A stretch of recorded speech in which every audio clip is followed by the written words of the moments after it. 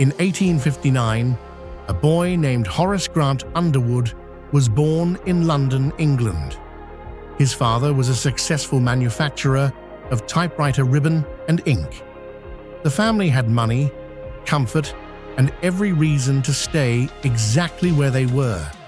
But when Horace was 12, the Underwoods moved to America, to a new life in New Jersey.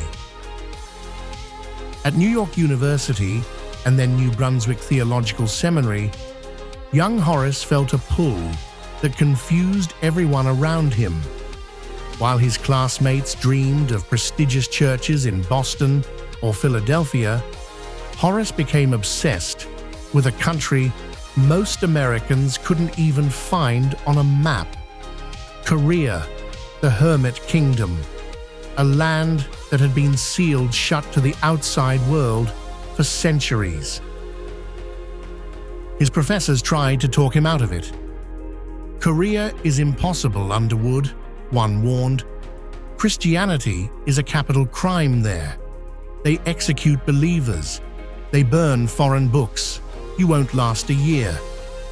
Horace looked at him calmly and said, "Then it needs someone who's willing not to last." His own family was divided. His brother John, the businessman, thought it was madness.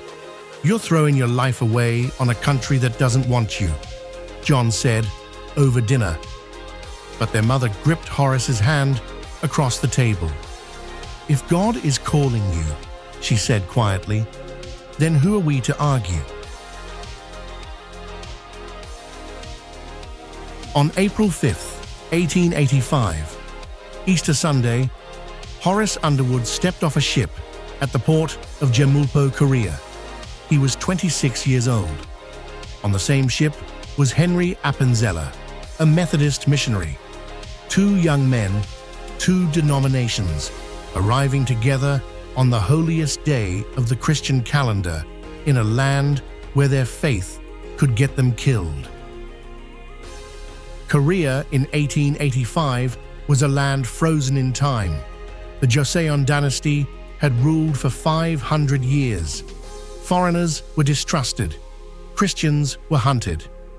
Just decades earlier, thousands of Korean Catholics had been massacred in brutal persecutions. The soil Underwood walked on was soaked with the blood of martyrs. Underwood couldn't preach, not openly, not yet. So he did something clever. He took a position teaching English and chemistry at a government school. He also volunteered at Gwanghyewon, Korea's first modern hospital, founded by Dr. Horace Allen just months earlier. He cleaned wounds. He held dying patients. He learned Korean one painful word at a time. The language nearly broke him. Korean grammar was the opposite of everything he knew. He filled notebooks with mistakes.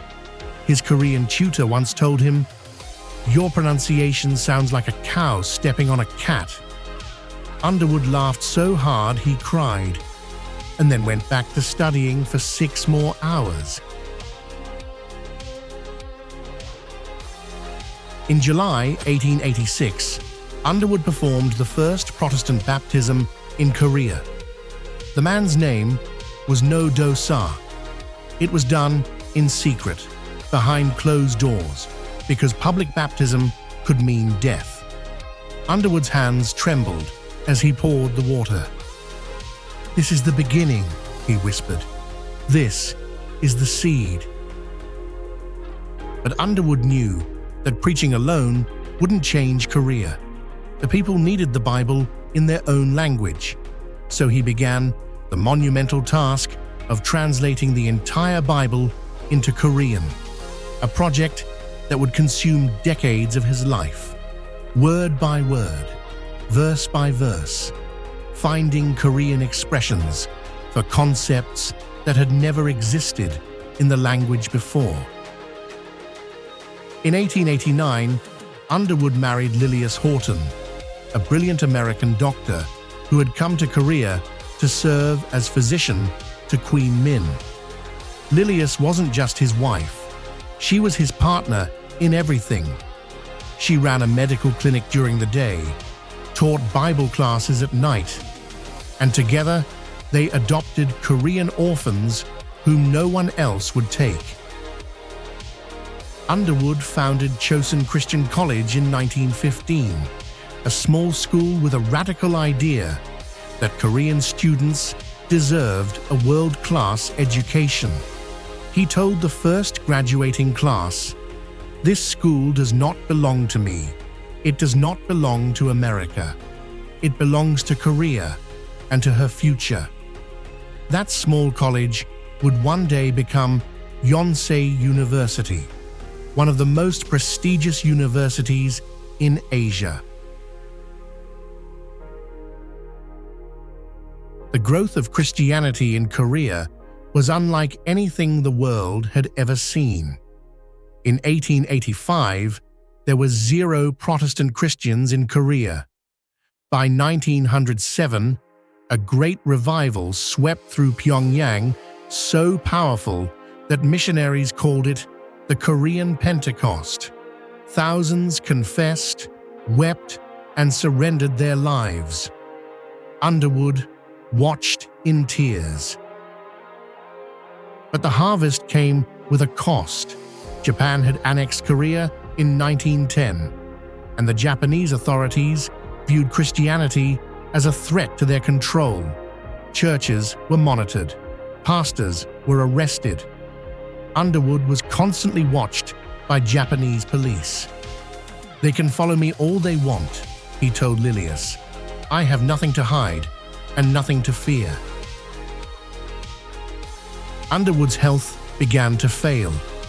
30 years in Korea, the brutal winters, the tropical summers, the relentless pace of his work had worn his body down. His friends begged him to return to America. "Korea is my home," he insisted. "My bones belong to this soil."